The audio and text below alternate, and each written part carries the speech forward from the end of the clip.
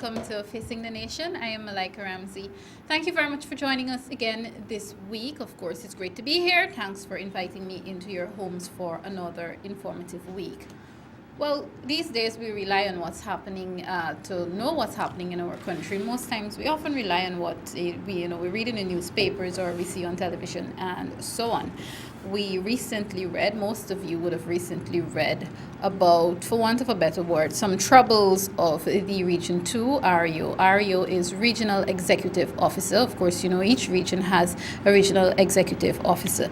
And the Regional Executive Officer for Region 2 is here with us on Facing the Nation today. He's been coming in for some attacks. I always talk about when these attacks come, especially when they seem political in nature, that I always take the time to remind you to do some digging for yourselves, and I always like to get the other side of the story too. So even though we're reading about these attacks that he's coming under, we've been reading about them in the newspapers, and it's not only recent as in this week, but we've been hearing about Rupert Hopkinson, and if you want to call it Trump and all of that, everything that's happening in Region 2, we've been hearing about that for some months now. So it is my pleasure to have him on Facing the Nation today to address some of those things. So in a sense, get his side of the story. So that's what we'll be dealing with first. Coming up in the second half of the program, I'll try to bring you some sentiments from the Minister of State at a recently held anniversary for the Guyana Lands and Surveys Commission. They celebrated 15 years recently, the week before last week, and the Minister of State, Joseph Harmon, attended that ceremony, and he made some statements, very, very interesting and informative statements regarding our lands in Guyana. So you'll hear from the Minister of State a little later on in the program. But for now, let's talk to the Regional Executive Officer of Region 2, Mr. Rupert Hopkinson, and it is my pleasure to welcome him to Facing the Nation for the first time. Welcome to you, sir.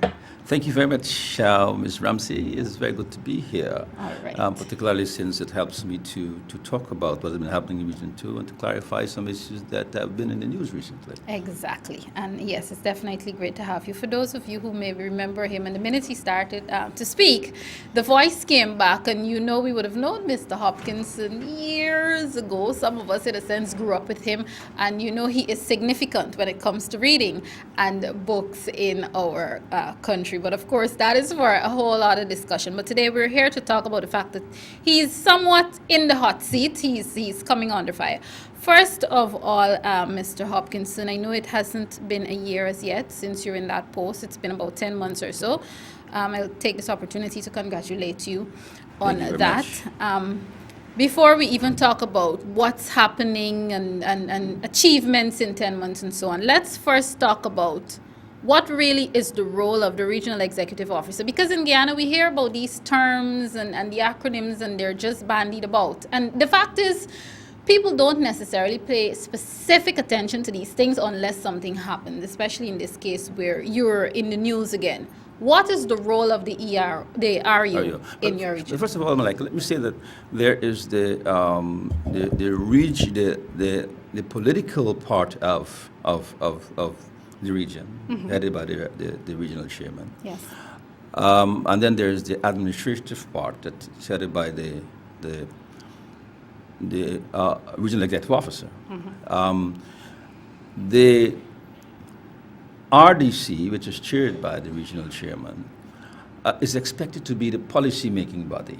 Okay. That is to say that they will come up with ways of how the region can be developed, and then they direct the REO, who in fact is the chief financial officer. He spends government money, and he does so judiciously, not because it's government money. He takes his time and he spends the money wisely, or I like to say judiciously. Okay. And so the political administration is at liberty to say, REO, we are building a school, or we want to build a nice park. Is there any budgetary allocation that allows us to sort of do this or to do that? So the funds would come through your office? So the funds would come through your office because we control the accountants and all the other officers. Okay. So our role is basically to manage the finances of the region. We do other things as well, but that's our number one role All to, right. to manage finances. In saying good. I'm happy that you addressed that early in saying that it's been your role is to manage the finances. Now, you have been recently accused of being corrupt.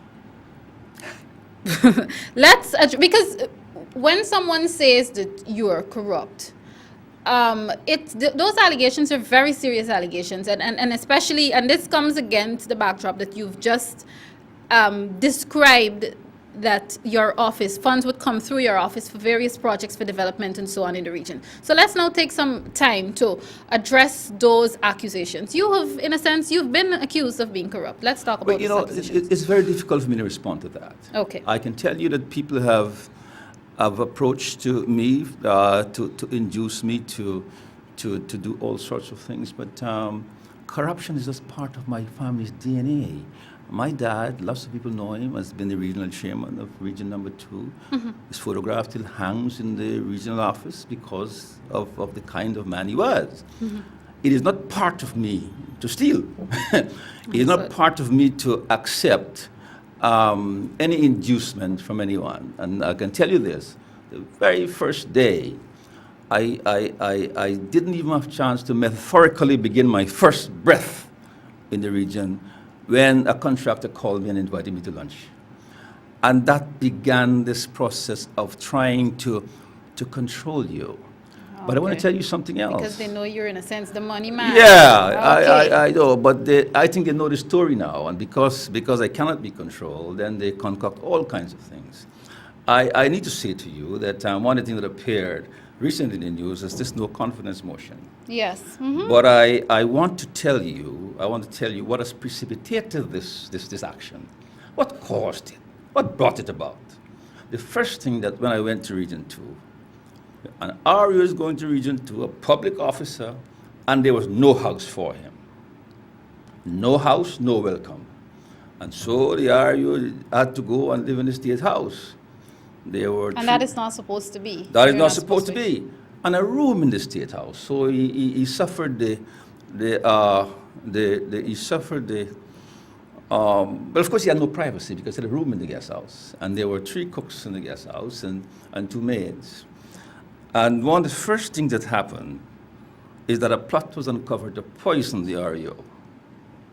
Now, that's a matter that went before the police. Yes. In fact, the persons involved, one was dismissed and the rest were suspended. One was kept. And the matter went before the police. Not sent by me, but the PPO sort of referred the matter to police. And you know what? The regional chairman called the police. The police told me that I can call names, but not here. Say, I hope you're locking up anybody, right? Simultaneously, someone went unlawfully into my room, and they smashed my TV control.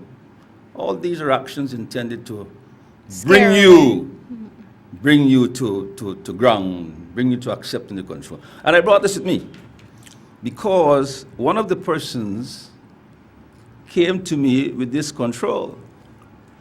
I said, what are you bringing this control for? She said, the police tell me to buy back your control. Now that matter can be investigated. This is the person who broke into your room. The person broke in my room, and the police, instead of taking action, because the DPP was asked for advice, and DPP said no charges should be filed, brought back this control, and said to the REO, the police say must buy back your control. And so this is what has precipitated this no confidence motion, which I expected to come a long time ago. All right. Let me just pause here. As you took us earlier than I planned to the no confidence motion. Now, reports indicate that the no confidence motion is expected to be moved against you on the 14th of June, which is next Tuesday. What can be done legally in terms of you addressing that no confidence motion that is expected to be moved against you? Or is it a case where you have to wait it out to see what will happen? How are you planning on dealing with it? I let it be. Okay. Let it be. You have got to prove, it's very difficult, it's not impossible to prove, that the REO has not been doing its work. Okay. The REO is one of the hardest workers in the region. The REO has in fact implemented, by the end of this month, will have implemented at least 70% of his projects. The REO has been very judicious in the way he spends money.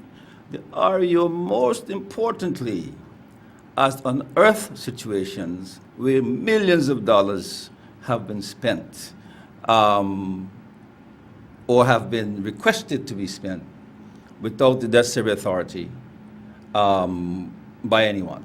This would have been before you took office? Before I took office. So then, for example, let's take a case.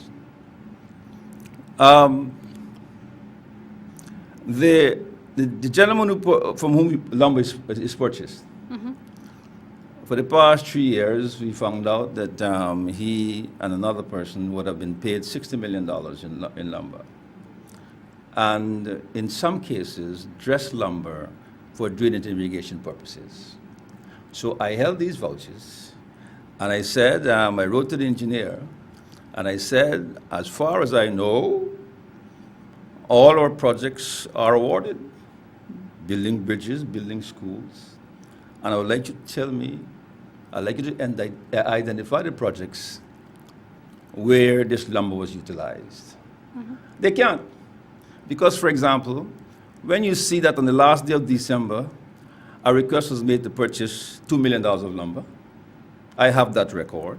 And when you see on the 29th of December, a request was made to purchase $2+ million vouchers, you know that something's wrong with that. So I held those vouchers. And there are many, many other vouchers I held. And I have been able to, after perusing them, after checking them through, to copy them all to my principals. So my principals are aware, long before there's no confidence motion, that I am penetrating a region where there's a compulsion to steal government funds. That is Region 2. And that now brings me to the next point. But before I do that, viewers, if you're now tuning in, this is Facing the Nation. Today I'm having a conversation with the Regional Executive Officer, REO of Region 2, Mr. Rupert Hopkinson, and of course we're discussing some recent allegations that would have been made against him and the fact that it's likely that he may face a no confidence motion. And a little later on in the discussion too, we'll also talk about some more of the achievements, some more of the things, the projects that Mr. Hopkinson would have gotten achieved in thus far his 10 months in office. To continue on the note, the headline read that Region 2 REO calls for a forensic audit. Let's talk about that call. Yes. Like I said, there's been a compulsion to steal in the region. It has become cultural. It is now an illness. And people try to steal all the time. Now, when I went there in September, the payment voucher says requesting a payment for $60-something thousand. The normal person will simply sign that voucher. But this REO decided that he is going to turn the pages. You're going to check. Check. Well, you're supposed to do that before you sign anything. That's right, but no, we don't all do it. Okay. And when I checked, the expenses for this $60-something thousand were for MASH 2015. In other words, they wait until this is an experienced man as they perceive them came, and they say, look here, we're going to create some expense for MASH. And then on the payment voucher, and it was being paid to a person, to an individual who worked in the region. And I stopped it. And I stopped many other vouchers. And I want to tell you something. I left the region for a few days, and someone went in the office and stole those vouchers. But I got many, many more. I've got a wheelbarrow of vouchers, but I brought a briefcase of vouchers to show you. And someone went in the office. Since then, we have put certain things in place to make sure they don't do that. The vouchers were stolen because they can tear it up, and then there will be no trace that they were involved in fraudulent transactions. Okay. So there were no remnants of anything at all if these vouchers are destroyed in terms of record keeping? Those vouchers were stolen, but I've got many, many more vouchers. For example, an officer, a program head, wanted to have a Christmas party, which I'm told sometimes the contractors facilitate. Okay. So that program head the program head is the person who heads one of the agriculture or health or One of the projects. one of the projects, yeah. Okay. And for $401,000, pay the program head. So in other words, I'm paying $401,000 to Malika, who works with me. Mm-hmm. And then some receipts that they'll go about and get receipts were attached to this voucher, which should be paid to the payee. I asked the payee, how come I'm paying $401,000 to you? But more than that, did you ask me permission to spend $401,000 for a Christmas party? And that payee said, sorry, REO. But the voucher has been kept as evidence of fraud or attempted fraud. Now, if I part the voucher, it's fraud. If I don't part the voucher, it's attempted fraud. But I've kept all these documents. And now that the no confidence motion has come, I can say to the world, I know why that is so. What would it take, given the pending no confidence motion?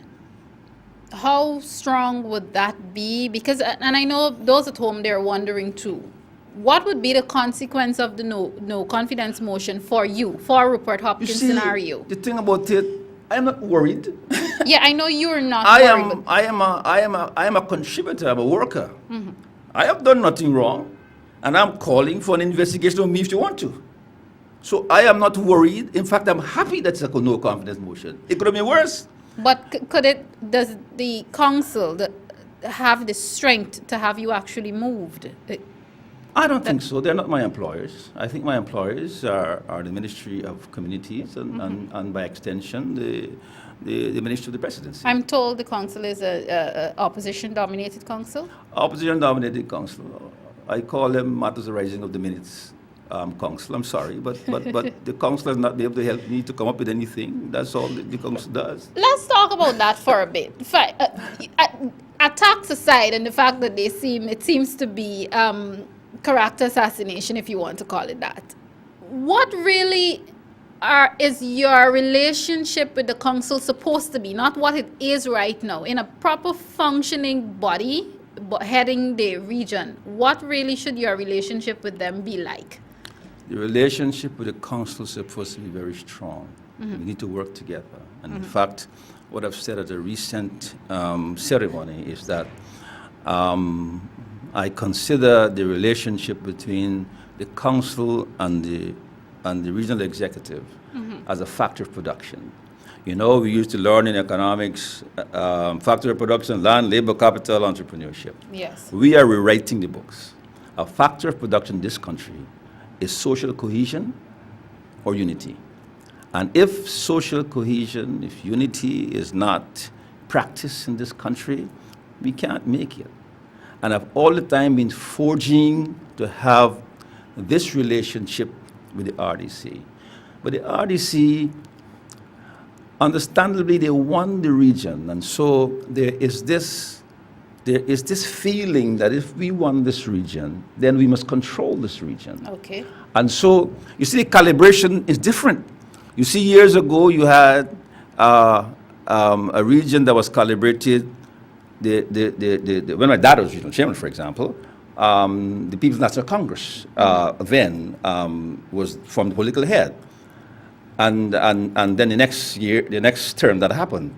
And then for the last 23 years, the political head was the People's Progressive Party, and the administrative head was inclined or associated or affiliated with the government. This time is different. Yeah. I am perceived. I'm a professional. I've been in this business for a long time, and not necessarily as a regional executive officer, but as a lecturer at the university, both abroad and here. And I've been exposed for a long time. But I'm seen as political. And so the political calibration is different. Mm-hmm. One is APNU AFC, and the other one is PPP. That is a clash. And so my position is not enviable. should not be envied. It is a difficult thing because when the regional administration says, look, let us build a park or let us build a multipurpose center, the PPP says, look, no, because underlying that is that if the administration builds centers and parks and so on, then when it comes time to sort of talk about what you did, it's easy, but the opposition can say nothing. So the opposition, to my mind, wants nothing to do with serious development. Okay. Because if the opposition embraces serious development, what will they tell you as the voter? They can't say that, look, they didn't do anything. So the opposition is bent on... Opposing. Yes, is bent on making me do nothing. And the no confidence motion doesn't trouble me. Okay, all right. It doesn't trouble me at all. Let's come right back around to what you touched on earlier, the forensic audit that you're calling for. How soon do you expect a response on this forensic audit? And from what you're seeing, is it doable and is it absolutely necessary? I don't know what that can be, but I believe that there should be forensic audits throughout this country. I have seen how much money we have lost and are losing. For example, one supplier whose wife owns the business has brought vouchers to me for $8 million in December. One supplier. One supplier supplies, or in fact services, all the air conditions in Region 2. And therefore he's at liberty to tell you how much he's going to charge. One supplier. Two lumber dealers. Can you pause? You're saying one supplier. Are other suppliers available though? Other suppliers are available, but the tender board has cunningly passed one supplier. So once he has been tender board identified, nobody can break into that ceiling. And you have no control over that? No control. No control, but if I find you to be fraudulent, if I find you to be cunning, and if I find you to be misusing taxpayers' money, then I think I have a right to report it and to ask for a concurrence to debar you from purchasing our stuff. If somebody tells me, well, I can't do it, I can't do it. But I am not going to sit there and allow a lumber dealer to get $12 million a year, and he has no lumber yard. He just have a few pieces of lumber in his compound. I saw that. I investigated that case. Then there's the man who, this is important, I want you to hear this. There's the man who repairs our computers, but yet he does something that allows someone outside, and they've got their arrangements, to say he's repairing our computers, but he has no permission to do so. And so I have vouchers in front of me for more than $2 million.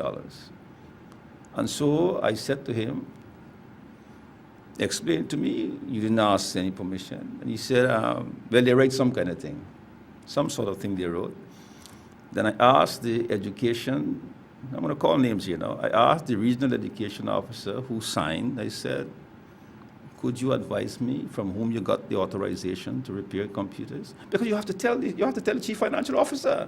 You can't go and do it yourself. And then she said, REO, and listen carefully. Sometimes they're telling me I got to sign, I must sign. And she said, REO, I am withdrawing my signatures. And she has done so in writing.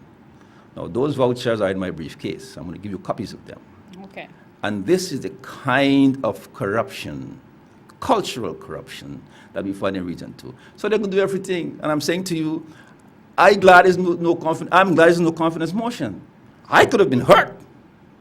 I could have been hurt. And then again, when I went to Region 2, the tender board awarded... This is initially, in the beginning of your term. In the beginning of my term. Mm-hmm. The tender board awarded 11 contracts at one sitting to one contractor. Okay. And I said to the tender board, this doesn't make economic sense to me, despite whether he has the capacity or not. Because one man's spending the money and he sends it to England, United States, to Canada, and it is not working here to help to stimulate the economy. Mm-hmm. And I told them that the way to go is to make sure that other people get contracts. All right. Let's move on from there because we certainly have to get to the achievements. But before I come off of all of the controversy, another thing you have been accused of being is I think the word they used here is too laxed. You're Too lax. not too lax of an REO. You don't take the bull by the horn. You know, it's I don't know. I work very hard. I work long hours. But in Region 2, there are lingering loyalties. Nobody who works for you. The regional engineer, I heard them speak, very quickly I'm going to say this, I heard them speak about slow implementation of projects. Slow implementation of projects is not a function of the REO. If the engineer doesn't give us the documents to take to the tender board, we can't. Who implements the projects? The REO will implement the project. Okay. But the engineer Has is to- the one that designs the project and is the one that does the BQs. In other words, you say, look, this thing will cost so much to be done. And he tells us this is what it will cost. And so we take it to tender, and people will say, look, if this is what it costs, I bid so much, I bid so much. Unless the engineer brings that document to us, there's nothing we can do. All we can do is to urge him to bring those documents to us quickly. When I did so, he said to me, REO, I don't get cooperation. Now, I think that is deliberate. And I know now what I'm going to do. I am going to do everything short of everything short of being physical. He has to do his work. Because when he doesn't do his work, we are being given or we are being labeled as lax. In Region 2, I do not have a team. There are lingering loyalties for 23 years or of 23 years to the previous administration. But the thing is, REO, I don't know if your hands are tied, but how can you, what do you intend to do to change that? Because if you're the REO in Region 2 and you're not able to function as you should, you're not able to function efficient, and there are actually things that you can see or persons that you can see who contributing to that, how long can you function like this? No, I have started to change already. I've started to change already. If you do not do your work, I, by obligation, will report you. I'm not saying you're going to be fired. I'm telling you I'm going to report you. I've started to do that. And so that I know. And as a matter of fact, the engineer has done some quick work. And I can tell you that by the end of this month, we would have been ready for implementation of 70% of our capital works. That is good. Right? Okay. So the story of slow implementation, they have to scrub it. Okay. Right? But I've been saying to my engineer, you can't go on 430. You have to do this work. Okay. All right. Great. Viewers, again, if you're now tuning in, this is Facing the Nation. I am chatting with the Regional Executive Officer for Region Number 2. Now we are going to discuss some of the achievements and so on and plans and developments that we can see in the region sooner rather than later. Of course, as you know, the President of the Cooperative Republic of Guyana, His Excellency Brigadier David Grange's mandate is to ensure that every region, every community, every village, every town across our country can stand on its own 2 feet and basically be run by the administrations and the various offices put in charge of those regions and those towns and communities and so on, etc. So it is all about development, coming back to development and, of course, using national unity and all of that to promote development in the various regions, towns, and communities. Your 10 months in office. Let's talk about some of the things that you would have achieved and some of the projects we can probably look forward to seeing. Because again, it's all about bridging the gaps between our regions and our communities, so that to make it easier to go from one to the other and understand what is going on in other regions. Major accomplishments. In fact, one of the nicest things I thought of done was that We have used some of the money that used to go to contractors to do the road shoulders on the Essequibo coast in particular. We have given that to the NDCs. It's the first time something like that has happened, and the NDCs were very happy, elated, that they were empowered to do so. And now we have gone back to the Ministry of Public Infrastructure, and we're asking them that we would like to do that on a permanent basis, so that we are going to be able to create employment by getting our own members of the communities in which they live to work. That's a major achievement. And the unemployment level is still high at this point? The unemployment level is still high, and so what we've got to do is to create an environment for employment. And I'm going to tell you about that just now, because one of the things that we're doing is to create a place for visitation, and so that Ms. Ramsey, I'm sure that you will be one of those who will want to come to the region. Yes, I've been because to we've got some nice things here. Essequibo several times. Another major accomplishment has been to minimize corruption. It's difficult to steal now in Region 2. I look at those vouchers, every page, all the time, and people continue to try. And so what we do, I've alerted my sub-treasury CA and say, anything you see, even if it comes from me, that you have doubts about, point it out. Okay. In the future, they could not have done that. They got to pass it because they were so advised, right? And the third ingredient of accomplishment is we have brought respectability and fairness to the tender board. That's a huge deal.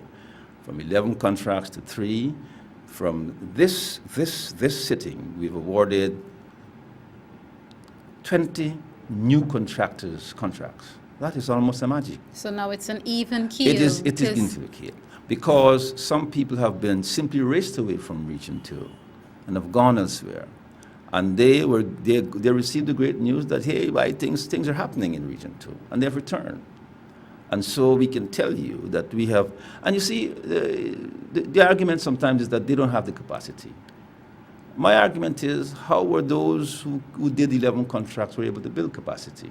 And what we're saying is that, look, we are going to bite the bullet, and once awarding 11 contracts at one sitting doesn't make sense, because you're giving one man. This is the one man. Yeah, and he got to mobilize for that. So I'm saying we must, if we are going to talk about social cohesion, if you're going to talk about unity, let's give this man a fence to build. That's not difficult. And let him begin to feel a sense of ownership in the region, a sense of belonging, and help him to build that capacity. We're not going to lose. Here is it that we're giving a man an opportunity to be able to earn money to feed his family and his friends. I see nothing wrong with that. Okay. The other accomplishment has been we have been able, and partly through me, I have to say it, because I've been waiting on the RDC to help me to do certain things, and they have not been concurring. But it's one thing to have concurrence to spend government money, but it's another thing to have concurrence to think. I don't need the concurrence of the RDC to be able to think and to come up with ideas. And I've come up, for example, with I may be overstepping my bounds, and someone has to advise me what I should do. We have thought about 12 parks, 12 green spaces. This is in the region. In the region. Mm-hmm. Great. We have got, and thanks to the outsiders who have been looking in and say, look, these people are making attempts, and we can get on board. We have awarded, or almost $40 million have been awarded to build parks on the Essequibo coast. Now, I hate the song ostentatious, but I am going to be remembered for having been part of that creation. And so, 5 parks will be done in the region this year, and the idea is to create an area or an environment for visitation, if not tourism. And it is the next best thing to providing employment. If you cannot provide employment for people, you have to be able to create a nice place. And when you create a nice place, people will come, and in the process they will spend money and create a chain of spending that will help to tickle the economy, so to speak. That will be a stimulant to the economy. Because, for example, once you come to Parika, you need our boats. And the more of you come, we'll have more boats. And so more cars. And so more food will be sold, for example. And then more hotels will be occupied. And this is going to create that mobility in the economy. And you see, we need something to help the rice. We're sorry that rice is having a hard time. But we're saying if that is so, that's part of it's God's work. Let us do something that will help the economy. And that's something So that we're doing. so that your region won't only be depending on rice. That is right. And so that you have is almost like some other guarantee, something else, you're doing something else. And so that is what we're doing. How is this particular project, this 40 million, I think you said it was, specifically supporting government's countrywide green initiative? How is it going to give support to that? How can the two be linked? Well, they will all support the green initiative, but they will also be economic projects. Mm-hmm. The project in Exmouth, for example, Unity Park, is going to be a place where we can have fairs, we can even have weddings, we can have conferences, we can have just about any event for pay. And so while we are satisfying that aspect of making the economy green, or making the place nice, it is economic as well. There are some places that are simply going to be places where you put park benches or a banner. But that one is going to be economical. Okay. That one's one of our projects. All right, great. So those are the things that we can look forward to. Yeah, and there are two other things. Could I, if you give me one more second? Sure. Go ahead, sir. You're free. We are creating a state house complex. We're going to give it another name. A beautiful place. Already is bordered with ficus and palm trees. This is in addition to what is there. Will it be renovations on the current state house? Renovation. Mm-hmm. Both the state house and the state house annex, for which I was accused of living for. Yes. I had no house, but I'm moving. Will be properly roomed. And we may even have a presidential garden, a rose garden. It's beautiful, right? But we're going to create that into an economic complex. So that when you go to Region 2, you don't have to, nobody stays at the State House now, for example. You can stay at the State House. And not only you can stay at the State House, we will make it possible, we'll see how that is possible, that someone who's coming who may not be related to the government can stay at the State House. Mm-hmm. So the State House now becomes an income stream, if you will. Okay. An income earner, if you will, for the region. And then we have, talk about books. This is my love. I know. Books, as I said in the beginning, books books are books your baby. Your babies. Yeah. And when I go to heaven, I'm going to take my books. So I'm taking those books to Region 2, but this time as a donation. We have. Are you not afraid of being again? I keep saying you're in the hot seat, but on that particular note, are you not afraid of being accused of promoting your own cause? No. These books, a letter has been written to the chairman already. Okay. Asking for his concurrence and asking for a building which the engineers have identified, but of course we're not going to, unless the chairman. You know. And that letter has been copied to the Minister of Communities and the Minister of State in the Ministry of Presidency. Mm-hmm. We're asking for a building. And we're also saying that the Hopkinson family, and I hope that somehow my dad's name might be somewhere around there, will sustain this library, which will be formally handed over to the region. So we have nothing to do with the library. Okay. The region can decide whether they're going to make it free or whether they're going to make it a project that can bring something to them. Okay. But I want that to be my dad's legacy. It's not mine. And we are going to faithfully sustain this library from now on, or from the time it's done. So those books will go to them free. And we're going to provide, I talked to friends, I've talked to my kids, and I've talked to other people. We are going to sustain that library in Region 2. We like it to be called Region 2 Reading and Resource Center. How about that? Great. I like it. Wonderful, sir. It has really been a pleasure. I mean, we can talk about so much more, but I want to take this opportunity to thank you very much for coming and having us hear the other side of it. I mean, we've been reading and hearing some sentiments coming from you in various sections of the media and so on, but it really was good to get this from you. It's wonderful that there's so much going on in Region 2 in terms of development, because of course that is what we're promoting and that is what we're expecting. So once again, congratulations to you, sir, and thank you very much for being here on Facing the Nation today. Thank you very much. It's my job. All right. Great, sir. Of course, I have been chatting with the Regional Executive Officer for Region 2, Mr. Rupert Hopkinson. If you've missed this conversation, you can always catch it a little later on in the day. It will be on my YouTube channel and also on Facebook. So, of course, that is also to facilitate those who live out of the jurisdiction and still like to keep up with what's going on in our country. I know I did promise to bring you the presentation that was given 2 weeks ago, almost 2 weeks ago, by the Minister of State at the Guyana Lands and Surveys Commission. Because we are pressed for time, I'm going to ask the operator to immediately go to that clip. We may not be able to show the entire presentation by the Minister of State, but at least you will see a part of it. So take a look at that. And by the time we get back, it will be time for me to wrap up today's program. This is Facing the Nation. Stay tuned.